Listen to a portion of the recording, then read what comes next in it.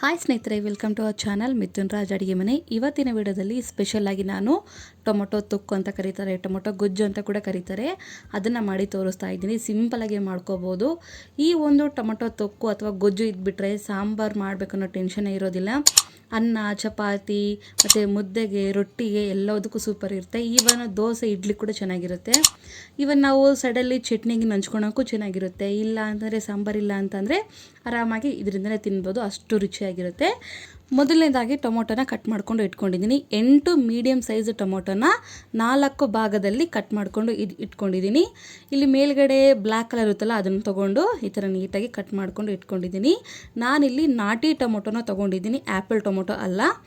Next ಹುಣಸೆ ಹಣ್ಣು ತೊಗೊಂಡಿದ್ದೀನಿ. ಒಂದು ನಿಂಬೆ ಹಣ್ಣಿನ ಗಾತ್ರ ಸೈಜಷ್ಟು ಹುಣಸೆ ಹಣ್ಣು ತೊಗೊಂಡ್ರೆ ಸಾಕು. ನಿಮ್ಮ ಹತ್ರ ಒಂದು ವೇಳೆ ಆ್ಯಪಲ್ ಟೊಮೊಟೊ ಇದ್ದರೆ ಹುಣಸೆ ಹಣ್ಣನ್ನು ಜಾಸ್ತಿ ಹಾಕ್ಕೊಳ್ಳಿ, ಯಾಕಂದರೆ ಆ್ಯಪಲ್ ಟೊಮೊಟೊ ಸ್ವಲ್ಪ ಹುಳಿ ಕಮ್ಮಿ ಇರುತ್ತೆ. ನಾನಿಲ್ಲಿ ನಾಟಿ ಟೊಮೊಟೊನ ತೊಗೊಂಡಿದ್ದೀನಿ. ಟೊಮೊಟೊನೆಲ್ಲ ಒಂದು ಪಾತ್ರೆಯಲ್ಲಿ ಹಾಕ್ಕೊಂಡು ಟೀ ಕುಡಿತೀವಲ್ಲ ಆ ಲೋಟದಲ್ಲಿ ಅರ್ಧ ಲೋಟದಷ್ಟು ನೀರು ಹಾಕ್ಕೊತಾ ಇದ್ದೀನಿ. ಯಾಕೆ ಅಂತಂದರೆ ಕೆಳಗಡೆ ಒತ್ತೋಗ್ಬಾರ್ದು, ಜಸ್ಟ್ ಕುದಿಯೋಕ್ಕೆ ಅರ್ಧ ಲೋಟದಷ್ಟು ಮಾತ್ರ ನೀರು ಹಾಕ್ತಿದ್ದೀನಿ, ಜಾಸ್ತಿ ಏನೂ ಬೇಡ. ಇವಾಗ ಲೋ ಫ್ಲೇಮಲ್ಲಿ ಸಣ್ಣ ಹುರಿನಲ್ಲೇ ಟೊಮೊಟೊ ಮೆತ್ತಗಾಗೋವರೆಗೂ ಕುದಿಸ್ಕೋಬೇಕು. ನೋಡಿದರೆ ಕುದಿತಾ ಇದೆ. ಇಂಥ ಟೈಮಲ್ಲಿ ಇನ್ನೊಂದ್ಸರಿ ನೀಟಾಗಿ ಕಲಿಸ್ಕೊಂಡು, ನೆನಪಿಲ್ಲಿ ಹೈ ಫ್ಲೇಮ್ ಅಸಲು ಇಟ್ಕೋಬಾರ್ದು, ಲೋ ಫ್ಲೇಮ್ ಅಥವಾ ಬೇಕಿದ್ರೆ ಮೀಡಿಯಮ್ ಫ್ಲೇಮಲ್ಲಿ ಇಟ್ಕೊಂಡೆ ಕುದಿಸ್ಕೋಬೇಕು.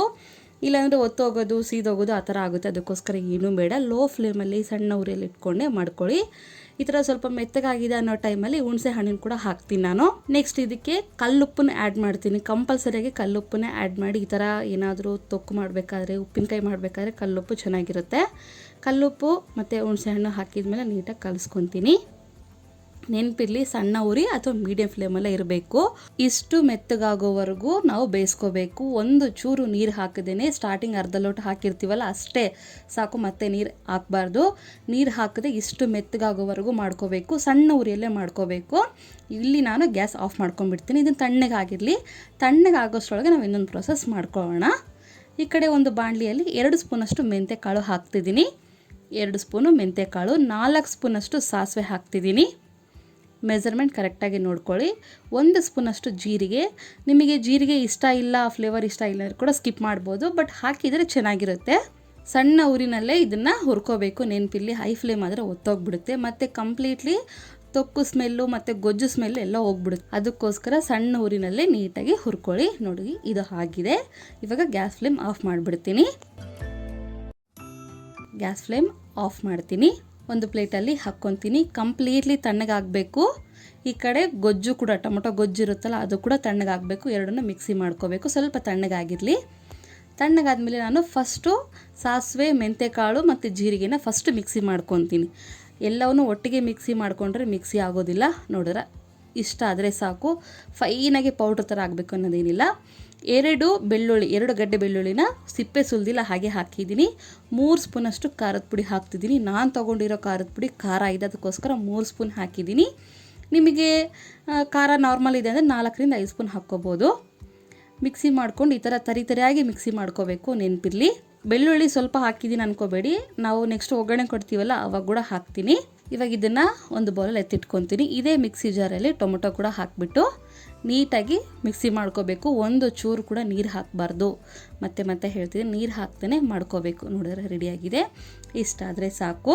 ಒಂದು ಚೂರು ನೀರು ಹಾಕಿದೇನೆ ಮಿಕ್ಸಿ ಮಾಡ್ಕೋಬೇಕು. ಯಾಕೆ ಅಂದರೆ 6 ತಿಂಗಳವರೆಗೂ ಸ್ಟೋರ್ ಮಾಡಿ ಇಟ್ಕೋಬೇಕಲ್ವ, ಅದಕ್ಕೋಸ್ಕರ ಇದು ನೀಟಾಗಿ ಮಿಕ್ಸಿ ಮಾಡ್ಕೊಂಡಿದ್ದೀನಿ. ನೆಕ್ಸ್ಟ್ ಈ ಕಡೆ ಬಾಣಲಿನಲ್ಲಿ 3 ಸೌಟಷ್ಟು ಎಣ್ಣೆ ಹಾಕ್ತಿದ್ದೀನಿ. ಎಣ್ಣೆ ಜಾಸ್ತಿ ಇದ್ರೇ ಸ್ಟೋರ್ ಮಾಡೋಕ್ಕೆ ಈಸಿ ಆಗುತ್ತೆ. ಉಪ್ಪಿನಕಾಯಿಗೆಲ್ಲ ನಾವು ಎಷ್ಟು ಎಣ್ಣೆ ಯೂಸ್ ಮಾಡ್ತೀವಿ ನೋಡಿ, ಅದರಂಗೆ. ನೆಕ್ಸ್ಟ್ ಇದಕ್ಕೆ ಸ್ವಲ್ಪ ಎಣ್ಣೆ ಬಿಸಿ ಆದಮೇಲೆ ಸಾಸಿವೆ, ಉದ್ದಿನಬೇಳೆ 1 ಸ್ಪೂನ್ ಹಾಕ್ತೀನಿ. 2 ಗಡ್ಡೆಯಷ್ಟು ಬೆಳ್ಳುಳ್ಳಿನ ಸಿಪ್ಪೆ ತೆಗೆದು ಹಾಕಿದ್ದೀನಿ. ನೆಕ್ಸ್ಟು 1 ಹಿಡಿಯಷ್ಟು ಕರಿಬೇವು ಹಾಕ್ತಿದ್ದೀನಿ.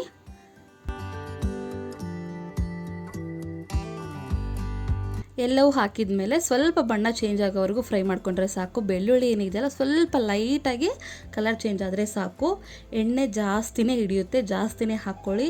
ಸ್ಟೋರ್ ಮಾಡಿ ಇಟ್ಕೋಬೇಕಲ್ವ, ಅದಕ್ಕೋಸ್ಕರ. ನೋಡಿದ್ರೆ ಬಣ್ಣ ಕೂಡ ಚೇಂಜ್ ಆಗ್ತಾ ಇದೆ. ಇಂಥ ಟೈಮಲ್ಲಿ ನಾವೇನು ಮಾಡಬೇಕು, ಆಲ್ರೆಡಿ ರೆಡಿ ಮಾಡ್ಕೊಂಡಿರುವಂಥ ಮೆಂತೆ, ಸಾಸಿವೆ ಪುಡಿ ಏನಿರುತ್ತಲ್ಲ ಅದನ್ನು ಕೂಡ ಹಾಕ್ತೀನಿ. ನೆನಪಿರಲಿ, ಈ ಪುಡಿ ಹಾಕಬೇಕಾದ್ರೆ ಕಂಪ್ಲೀಟ್ಲಿ ಲೋ ಫ್ಲೇಮಲ್ಲಿ ಇರಬೇಕು ಗ್ಯಾಸು, ಇಲ್ಲಾಂದರೆ ಒತ್ತೋಗ್ಬಿಡುತ್ತೆ. ಇದು ಹಾಕಿದ ಮೇಲೆ ಜಸ್ಟ್ ಒಂದು 30 ಸೆಕೆಂಡ್, 1 ನಿಮಿಷ ಸ್ವಲ್ಪ ಕೈ ಆಡಿಸ್ಕೊಂಡ್ರೆ ಸಾಕು. ಜಾಸ್ತಿ ಬೇಯಿಸ್ಕೋಬೇಕು ಎಣ್ಣೆ ಬಿಟ್ಕೊಳ್ಳೋವರೆಗೂ ಅನ್ನೋದೇನಿಲ್ಲ, ಜಸ್ಟ್ 1 ನಿಮಿಷ ಬೇಯಿಸ್ಕೊಂಡ್ರೆ ಸಾಕು. ನೋಡಿದ್ರಾ, 1 ನಿಮಿಷ ಕೈ ಆಡಿಸ್ಕೊಂಡಿದ್ದೀನಿ. ನಂತರ ಇದಕ್ಕೆ ಆಲ್ರೆಡಿ ರೆಡಿ ಮಾಡ್ಕೊಂಡಿರುವಂಥ ಟೊಮೊಟೊ ಪೇಸ್ಟನ್ನು ಕೂಡ ಹಾಕ್ತೀನಿ. ಈ ಟೊಮೊಟೊ ಪೇಸ್ಟನ್ನ ಹಾಕಿ ಎಣ್ಣೆ ಬಿಟ್ಕೊಳ್ಳೋವರೆಗೂ ಫ್ರೈ ಮಾಡಿಕೊಂಡ್ರೆ ಸಾಕು. ಇವಾಗ ನೀಟಾಗಿ ಕಲಿಸ್ಕೊತೀನಿ. ಜಾಸ್ತಿ ಕುದಿಸ್ಬೇಕು, ಫ್ರೈ ಮಾಡ್ಕೋಬೇಕು, ಬೇಯಿಸ್ಕೋಬೇಕು ಅನ್ನೋದೇನಿಲ್ಲ. ಎಣ್ಣೆ ಎಲ್ಲ ಸೈಡಲ್ಲಿ ಬಿಟ್ಕೊಂಡ್ಬಿಡುತ್ತೆ. ಜಸ್ಟ್ 1 ನಿಮಿಷ ಸಾಕು, ತನ್ನಷ್ಟಕ್ಕೆ ತಾನೇ ಬಿಟ್ಕೊಳ್ಳೋಕ್ಕೆ ಸ್ಟಾರ್ಟ್ ಆಗುತ್ತೆ. ನೀಟಾಗಿ ಕಲಿಸ್ಕೊತಾ ಇದ್ದರೆ ಬಿಟ್ಕೊಳ್ಳೋಕ್ಕೆ ಸ್ಟಾರ್ಟ್ ಆಗುತ್ತೆ. ಇನ್ನೊಂದು ಏನಪ್ಪ ಅಂತಂದರೆ, ಕೆಲವೊಬ್ಬರಿಗೆ ಈ ಥರ ಗೊಜ್ಜು ತೊಕ್ಕು ಮಾಡಬೇಕಾದ್ರೆ ಬೆಳ್ಳುಳ್ಳಿ ಇಷ್ಟ ಇರೋದಿಲ್ಲ. ಅಂಥವ್ರು ಏನು ಮಾಡ್ಬೋದು, 4 ಗಡ್ಡೆ ಬೆಳ್ಳುಳ್ಳಿನ ಒಂದೇ ಸಾರಿ ಮಿಕ್ಸಿ ಕೂಡ ಮಾಡ್ಕೋಬೋದು. ಇಲ್ಲ ಈ ಥರನೇ ಮಾಡ್ಕೊತೀವಿ ಅಂತಂದರೆ 2 ಗಡ್ಡೆ ಬೆಳ್ಳುಳ್ಳಿನ ಮಿಕ್ಸಿ ಮಾಡಿಕೊಂಡು 2 ಗಡ್ಡೆ ಸಿಪ್ಪೆ ಸುಲಿದ್ಬಿಟ್ಟು ಈ ಥರ ಕೂಡ ಮಾಡ್ಕೋಬೋದು, ಚೆನ್ನಾಗಿರುತ್ತೆ. ನಿಮ್ಮ ಇಷ್ಟ ಯಾವ ಥರ ಆದರೂ ಮಾಡ್ಕೊಳ್ಳಿ. ನೋಡಿದ್ರೆ ಎಣ್ಣೆ ಎಲ್ಲ ಸೈಡಲ್ಲಿ ಬಿಟ್ಕೊಂಡಿದೆ. ಟೊಮೊಟೊ ಪೇಸ್ಟ್ ಹಾಕಿ 1 ರಿಂದ 2 ನಿಮಿಷ ಬೇಯಿಸ್ಕೊಂಡ್ರೆ ಸಾಕು, ಅದಕ್ಕಿಂತ ಜಾಸ್ತಿ ಏನೂ ಬೇಡ. ಒಂದು ವೇಳೆ ನಿಮಗೆ ಇಲ್ಲಿ ಎಣ್ಣೆ ಕಡಿಮೆ ಆಯಿತು ಅನಿಸಿದರೆ ಬಿಸಿ ಎಣ್ಣೆ ಕೂಡ ಹಾಕ್ಕೊಂಡು ಕಲಿಸ್ಕೋಬೋದು, ಚೆನ್ನಾಗಿರುತ್ತೆ. ಹಸಿ ಎಣ್ಣೆ ಎಲ್ಲ, ಬಿಸಿ ಎಣ್ಣೆ ಸ್ವಲ್ಪ ಬಿಸಿ ಮಾಡಿಕೊಂಡು ಎಣ್ಣೆ ಮಿಕ್ಸ್ ಮಾಡಿಕೊಂಡ್ರೆ ಚೆನ್ನಾಗಿರುತ್ತೆ. ಎಷ್ಟು ಸಿಂಪಲ್ ಅಲ್ವಾ? ಇದನ್ನು ಆರಾಮಾಗಿ 6 ತಿಂಗಳವರೆಗೂ ಆರಾಮಾಗಿ ಸ್ಟೋರ್ ಮಾಡ್ಕೋಬೋದು. ಫ್ರಿಜ್ಜಲ್ಲಿ ಇಟ್ಕೋಬೇಕು ಅನ್ನೋದೇನಿಲ್ಲ, ಹೊರಗಡೆ ಇಟ್ಟರು ಕೂಡ ಹಾಗೆ ಇರುತ್ತೆ, ಏನೂ ಕೆಡೋದಿಲ್ಲ. ಸಿಂಪಲ್ ಆಗಿರುವಂಥ ಈ ಟೊಮೊಟೊ ಗೊಜ್ಜು, ಟೊಮೊಟೊ ತೊಕ್ಕು ಇಷ್ಟ ಆಗುತ್ತೆ ಅಂದ್ಕೊಂಡಿದ್ದೀನಿ. ಇಷ್ಟ ಆದರೆ ನನ್ನ ಚಾನಲ್ನ ಲೈಕ್, ಶೇರ್ ಆ್ಯಂಡ್ ಸಬ್ಸ್ಕ್ರೈಬ್ ಮಾಡ್ಕೊಳ್ಳೋದನ್ನು ಮಾತ್ರ ಮರಿಬೇಡಿ, ಓಕೆನಾ? ಮುಂದಿನ ವಿಡಿಯೋದಲ್ಲಿ ಮತ್ತೆ ಸಿಗ್ತೀನಿ. ಅಲ್ಲಿವರೆಗೂ ಟೇಕ್ ಕೇರ್, ಬಾಯ್.